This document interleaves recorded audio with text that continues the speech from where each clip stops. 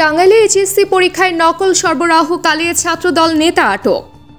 অপকর্মের দায় দল নেবে না বললেন কেন্দ্রীয় বিএনপি নেতা বেনসির আহমেদ টিটো। বিস্তারিত দেখুন শরীফুল ইসলামের প্রতিবেদনে।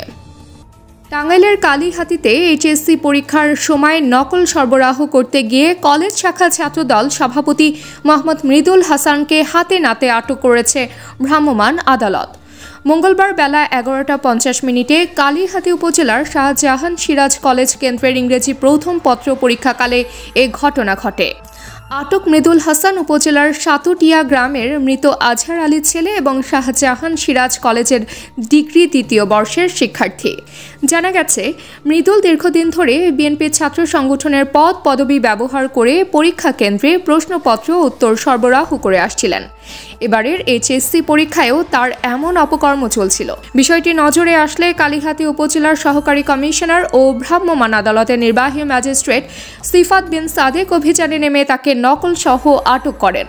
পরে আইনগত প্রক্রিয়ায় তাকে কালীহাতি থানা পুলিশের কাছে হস্তান্তর করা হয়।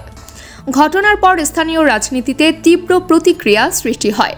এ বিষয়ে দলীয় অবস্থান জানতে চাইলে বাংলাদেশ জাতীয়তাবাদী দল কেন্দ্রীয় কমিটির সহ সাংগঠনিক সম্পাদক বেনসির আহমেদ টিটো মোবাইল ফোনে জানান, দলের কোনো পদ পদবি ব্যবহার করে কেউ ব্যক্তিগতভাবে অপকর্মে জড়ালে তার দায়ভার দল কখনো নেবে না। অপরাধের দৃষ্টান্তমূলক শাস্তি হওয়া উচিত। যদি কেউ কোনো অপকর্ম করে থাকে, এটা তার একান্ত ব্যক্তিগত ব্যাপার। এই ব্যাপারে দল সাংগঠনিক ব্যবস্থা নিবে। যদি সে দোষী প্রমাণিত হয়, অবশ্যই দল সাংগঠনিক ব্যবস্থা নিবে এবং আইনের গতিতে চলবে। কোনো অপকর্মের পক্ষে দল অবস্থান নিবে না এবং আমিও কোনো অপকর্মকে সমর্থন করব না। বক্তব্য খুব সুস্পষ্ট। কালীহাতি থানার ওসি জানান, আটক মৃদুলকে থানায় এনে জিজ্ঞাসাবাদ করা হচ্ছে।